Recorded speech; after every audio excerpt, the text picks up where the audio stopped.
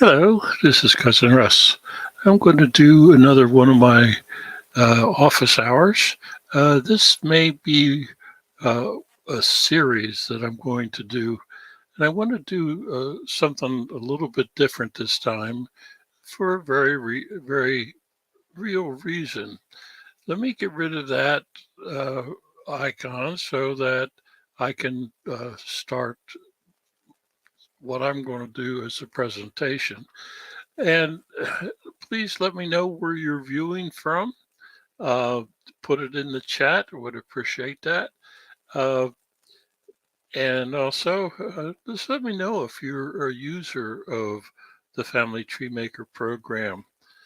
And I'm going to leave the banner go there for a little bit because it does have my blog, and some of the stuff that I have covered, will cover here today, are in my blog. But anyhow, let me go forward in what I want to do today. So I want to talk about Family Tree Maker, of course, but I'm going to talk about workspace rules. My agenda for today is to talk in response, or this presentation is a response to a comment that was made on a recording earlier this week. And the comment was, I would be interested in hearing about your rules in the tasks, what they are, and why. So I think I'm going to do that, and I'm going to do one workspace at a time in the recording. Again, if I see that I have a comment from June. Good afternoon, June. It's good to see you. And hopefully the audio will be better than what you've said before, which is fine. I appreciate that feedback. Okay, so I'm going to get rid of the comment that came in, and I'm going to do workspace by workspace. And so I will do one today, and over the next couple days, do the rest. As I go along, I'm going to throw in a couple of tips and tricks in Family Tree Maker that I will share with you. Keep in mind that one of the things that I have in the back of my mind as I use Family Tree Maker is, what do I want? And I should change that want to must. What do I want to see? What I want others to see. So if I put this ancestry member, if I take the file that I'm working on and put it up on an ancestry member tree, what do I want you to see? I'm going to always keep in mind with what I do, I test them out. I play around with them, see if I can break them, or they don't work, or they work. But I keep in mind the filtering feature of Family Tree Maker and the sorting feature within Family Tree Maker. The other thing is to make family file rules, and I put them in a certain place so that I can remember or don't have to remember. Or more importantly, if I share my file with someone else, they know some of the reasons why I do stuff. And that's a technical term stuff. But I'm going to go through the rules, and I'm going to start in the plan workspace. And a plan workspace looks like this when you open a new file or haven't opened the file. Hi, Flo from Oregon. Dear Myrtle's up in your neck of the woods today traveling. So you wave as she goes by. So anyhow, this is the planned workspace. I do not have a file open, but that's the planned workspace.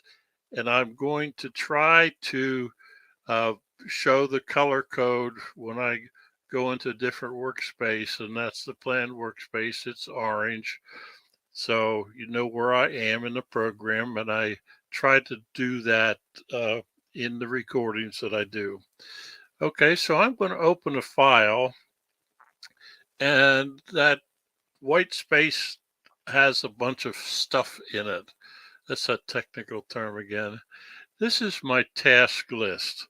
And I have talked about this a couple times before, and I did it in a recording earlier this week.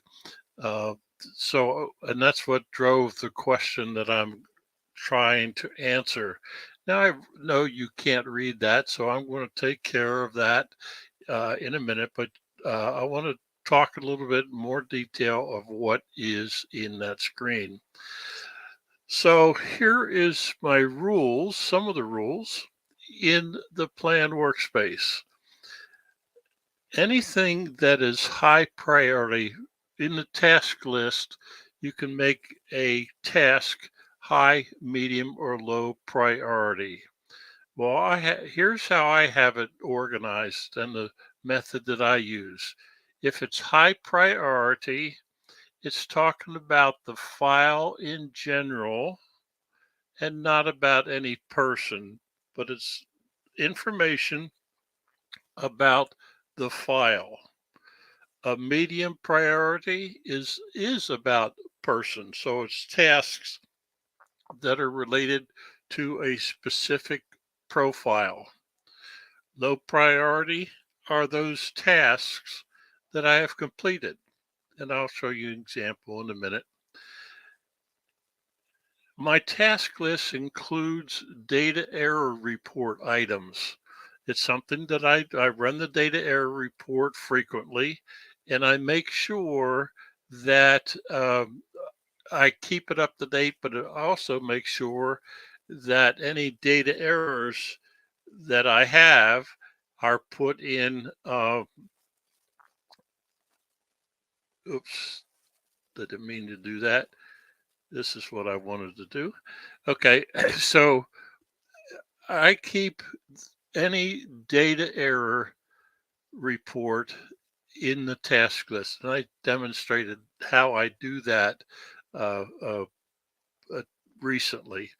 So, but I want them in my task list because I may start out the day and say I want to attack some of those data error reports, um, report items, and I think when I mentioned what a data error report was, I made a comment that I need records to resolve many of those data errors. So I may start from the plan workspace and knock out some of those data error reports that I might have.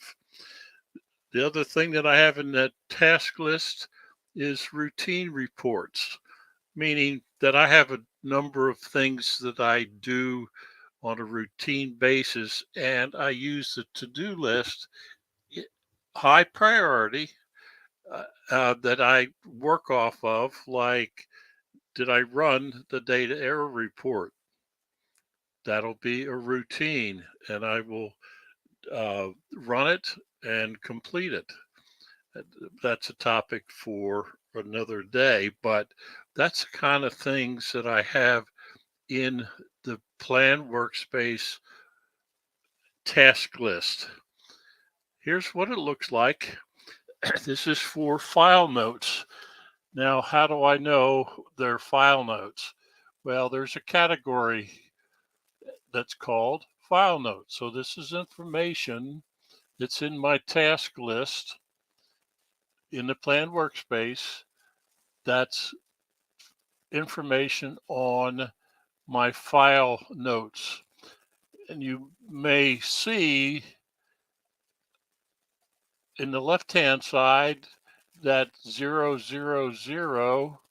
is the numbering system for the plan workspace. Remember, I said a few minutes ago that I'm weary of sorting. How do you sort stuff?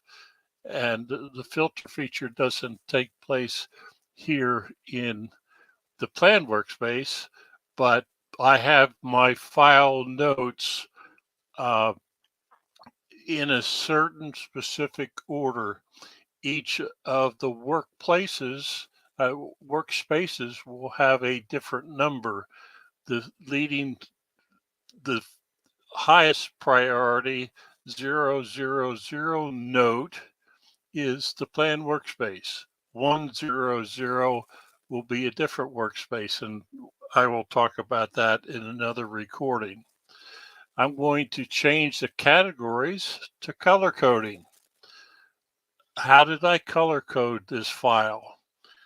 The numbering system starts at 600 for this example, and it's in my file that I work on.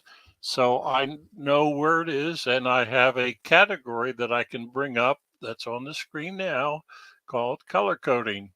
And the color coding is the ancestors of the home person, 4 colors. That's the color coding option that I chose. And the blue is my paternal grandfather. Green is my paternal grandmother. Red, maternal grandfather. Yellow, maternal grandmother. And I color coded my DNA matches.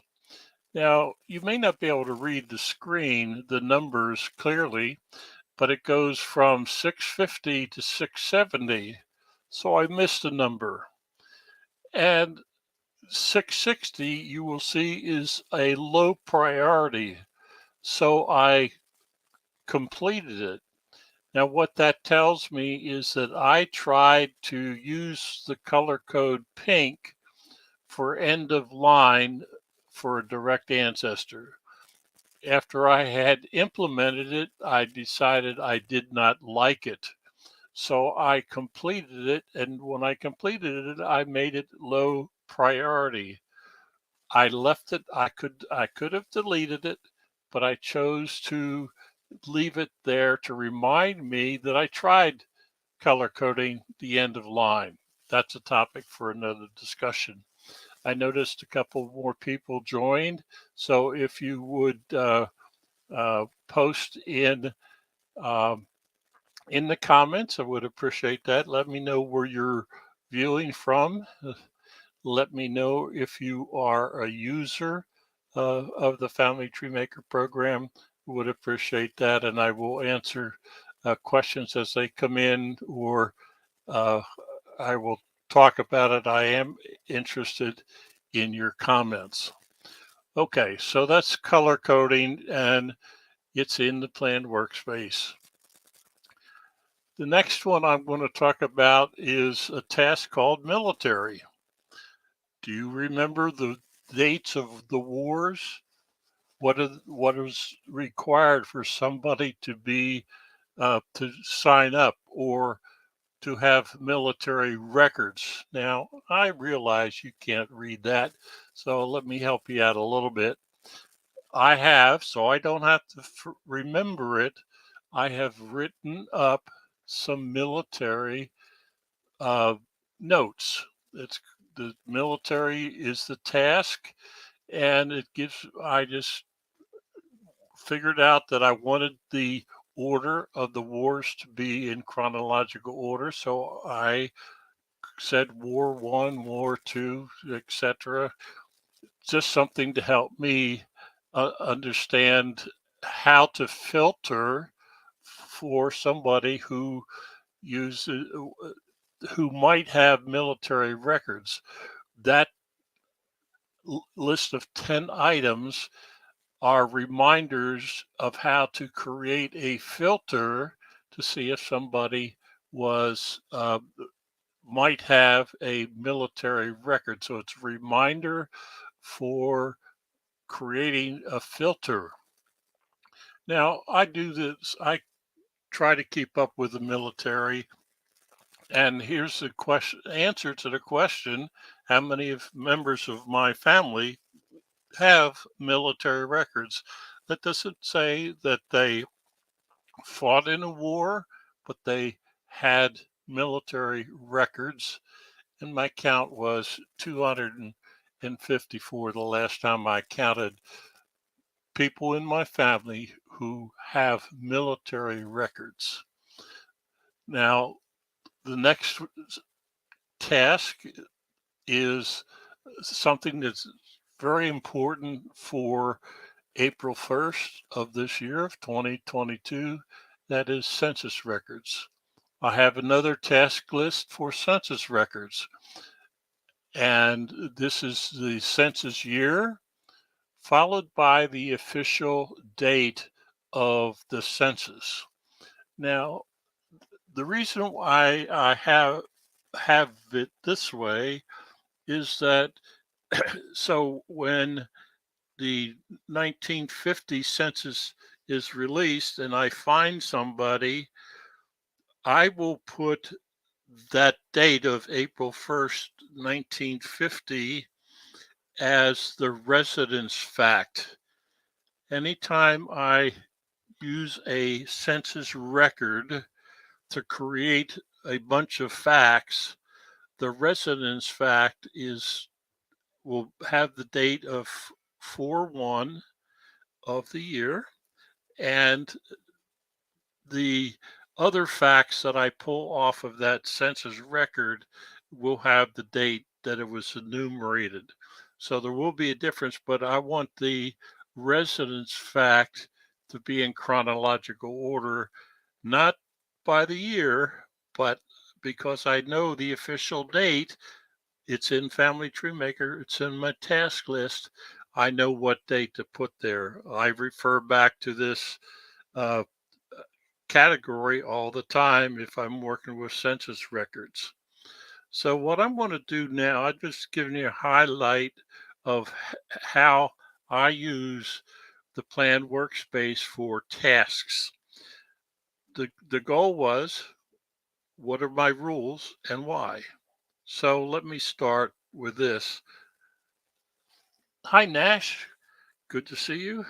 Welcome. Please let me know if you're a user of Family Tree Maker. Just leave that in the comments. I would appreciate it. Okay, I'm going to cover the top 5 rules in the plan workspace. I showed this earlier, but now you can hopefully can read it. 0, 0. I wanted to be able to have them in a certain order.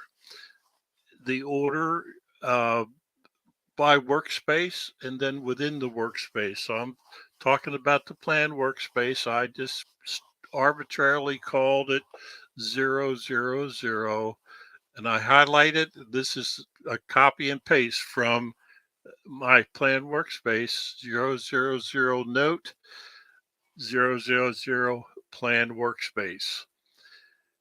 The 0, 0, 1 note is high priority. I just discussed that a few minutes ago, but that is how I remember how I have done stuff, that high priority items are uh, for the file in general, not for a profile, because that is medium priority, one that I have not completed. It's on my to-do list, and I see it in the task in the plan workspace, but I also see it on each individual profile. So when I'm working on a person profile, I have in the to-do list for that person any tasks that I have not completed. When I complete a task, as I showed a couple minutes ago, I complete them and make them low priority. I could delete them. I have chosen to leave them there because I want to remember that I've already done that. Oh, and it came back again. I need to know that. That's my choice. So that's the high, medium, and low priority for the file, for the person, and those tasks that I've completed. Another item that I have uh, in the plan workspace rules is the data error report. I want to know everybody who's got a data error, and I've talked about the data error report in other videos, blogged about it. Uh, but I want to see in the plan workspace anybody. I want to be reminded that I have the data error report on everybody, every individual who has a data error. And I've talked about how to manage that. but I just made a note in the plan workspace under rules for the file 004 that I have documented the data error report. There's another report, and this is more than 5, but that's okay. I also run the undocumented error report. I have anybody who's got a fact that's not documented. It's in the medium priority, but I'm reminded at the file rules that I run the data error report or the undocumented error report. That should be undocumented fact report. Sorry. Um, I also have a tab uh, something that I have added to my database is statistics. Statistics like uh, how many hints do I have right now in from the ancestry member tree. I have recorded that in a category called stats. So that is some of the rules that I have in the plan workspace for the planned workspace. I'm not sure how many rules that I have, probably about 10, but I have them documented so I remember what I'm supposed to do. And if I turn this file over to someone else, that they know what I did and why. So that's what I wanted to cover, the rules for the plan workspace. Just as a reminder, uh, please visit the office hours playlist description. It's on the website. I put it there so that you can leave comments, or if you want me to talk about something, how to do that. And I do get notified if you have if you leave a comment, I get a notification that you've left a comment, and uh, I try to respond to them as I can. In fact, one of the comments started this video. Uh, Please, I see a couple of people have come and a couple of people have gone. Please leave a comment of where you are viewing this from and where you are a user of the Family Tree Maker program. If you have any questions, if you have questions about what I just covered, please leave it in comments. I'm getting ready to end the broadcast, but I'll make sure that I don't cut off anybody's comment that wants to do it while I am live uh, and recording. And then I win the broadcast, and then I'll look for the comments as we go. You're very welcome, June, and we will talk to you later. All right. Thank you very much, everybody, and have a great day.